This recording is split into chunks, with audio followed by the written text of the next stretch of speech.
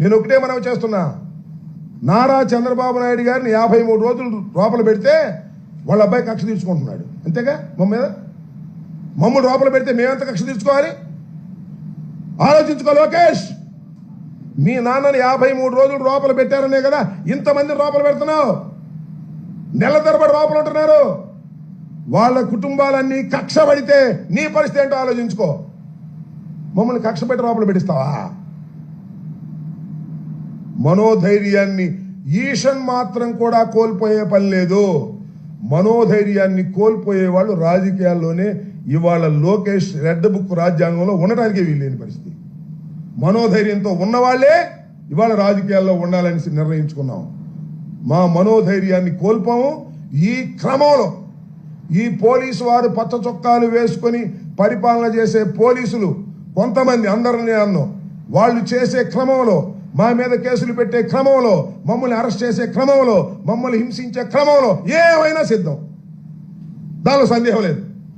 నెల రోజులు పెట్టుకుంటారా, సంవత్సరం పెట్టుకుంటారా, జగన్మోహన్ రెడ్డి గారి లాగా 16 ఏళ్ళు పెట్టుకుంటారా? జైల్లో పెట్టుకోండి, చూస్తాం సంగతి ఏంటో. జైల్లో ప్రాణాలు పోతాయా చూస్తాం. అది కూడా ఏంటి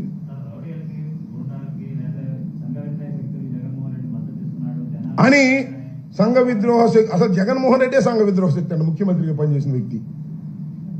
అని రేపు మీ ఇంటికి పాల్గొనడానికి వచ్చారనుకో, ఏదైనా పని నుండి నీ మీద ఒక కథ పెట్టేస్తారు. పలానా సుబ్బారావు, పలానా వెంకయ్య, పలానా పుల్లయ్య జేబు దొంగ, ఆ దొంగ, ఈ దొంగ అని. నేను అడుగుతా ఉన్నానయ్యా, ఇవాళ ఎక్కడికి వెళ్ళాడు? రెంటపాళ్ళు వెళ్ళాడు. నాగమల్లేశ్వరరావు బెట్టింగ్ అంట. పోయే కాలం కాకపోతే ఏముంది? వాళ్ళకి 40 ఎకరం పొలం ఉంది. 2 అన్నదమ్ములు, మంచి వ్యవసాయదారులు, కాంట్రాక్టులు చేస్తారు, డబ్బులు బాగా ఉన్నవాళ్ళు. బెట్లు కట్టి డబ్బులు పోయేటప్పుడు ఊరేసుకున్నాడంట, చచ్చిపోయాడంట. గుట్టగాల్చి మొఖాలు వేశారు. సరే, తెనాలి వాళ్ళు వాళ్ళ సంగతి ఏదన్నా కానీ మేము వెళ్ళింది దేనికి? తెనాలిలో పోలీసులు రోడ్డు మీద అరికాల మీద కొట్టినటువంటి ఒక అసాంఘికమైన చర్యకు పోలీసులు పాల్పడ్డారు. వాళ్ళు ఏమనాలి? పోలీసుల్ని ఏం చేయాలి? పోలీసులు చట్టాన్ని చేతుల్లోకి తీసుకుంటే తప్పని చెప్పకూడదా? వాళ్ళ క్యారెక్టర్లు ఏమన్నా కానీ, ఒక దొంగని కొడతావా?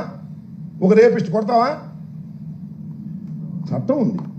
కొట్టేదైతే కోర్టు మానేసేయండి, ఎందుకు అనవసరం? పోలీసులు కోర్టులు మానేసేయండి, ఛార్జ్షీట్లు పెట్టడం మానేసేయండి, రిమాండ్ పంపడం మానేసేయండి, మీ సెల్లో వేసి కొట్టేసేయండి అందరు. నేను ఓకే.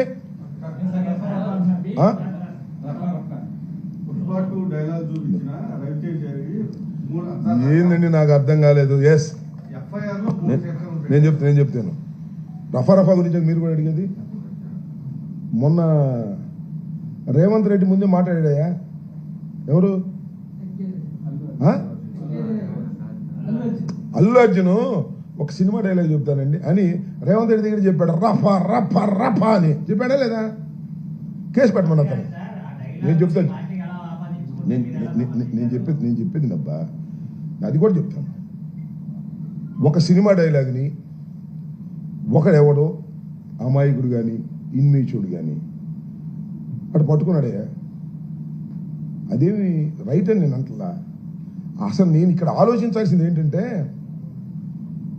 అదేదో ప్రీ ప్లాన్గా పెట్టించామని నేను, జగన్ గారు, లేకపోతే ఆయన పేరేంటి సజ్జల భార్గవరెడ్డి, మేమే రాసి వాడిని పట్టుకోరా అని చెప్పామని చెప్పించారు. అది చేత ఆ కుర్రోడి చేత భార్గవరెడ్డి పేరు చెప్పించారు, సుధీర్ భార్గవరెడ్డి పేరు చెప్పించారు, కావాలని చెప్పించి ఆయన పెట్టారు.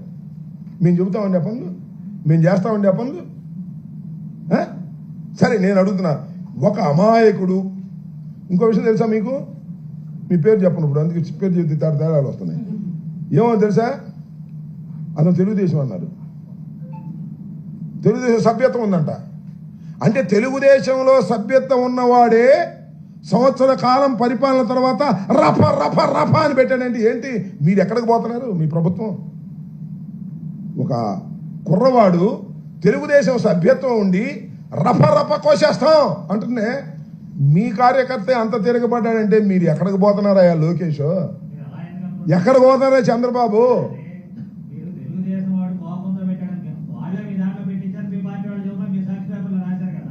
అది కూడా రాశారా? అది కూడా అనుమానమేగా. అది కూడా అనుమానమే కదా. ఇప్పుడు అదైతే ఆ అనుమానం ఒకటి, ఈ అనుమానం ఒకటి. ఆ తెలుగుదేశం వాళ్ళే పెట్టించి ఉండొచ్చు, లేకపోతే వాడికే కోపం వచ్చి పెట్టచ్చు. ఎట్లా కావదు కదా. అది దేనైనా అనుమానం అయ్యా, మాకున్నటువంటి డౌట్. నువ్వు ఈ మాట మాట్లాడావంటే ఇది అనుమానం. No no no no no no no no no అది సినిమా డైలాగ్ పెడితే తప్పేంటి అన్నాడు. సినిమా డైలాగ్ పెడితే తప్పేంటి అన్నాడు. రకరకాలుగా పెడుతుంటారు మాస్లోకి వచ్చినప్పుడు. నేను చెప్పాక ఇందాక అల్లు అర్జున్ డైరెక్ట్ గానే చెప్పాడు రపా అని.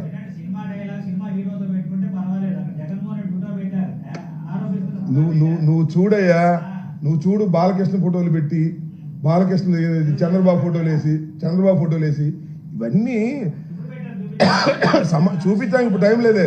సమాజంలో ఇలాంటివన్నీ జరుగుతున్న మాట వాస్తవం. చౌదరి లాంటి వ్యక్తి అంటే అయితే ఏంటి చెప్తానుగా.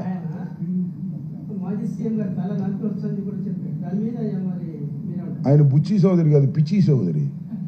ఇవాళ నరకాలు అంటాడు, రేపు కొరకాలు అంటాడు. వయసు పెరిగిపోయింది కదా, బుర్రపోయింది. వాళ్ళు జగన్మోహన్ రెడ్డి గారు ఎక్కడ నరకాలు అన్నాడంటే నాకు అర్థం కాదా.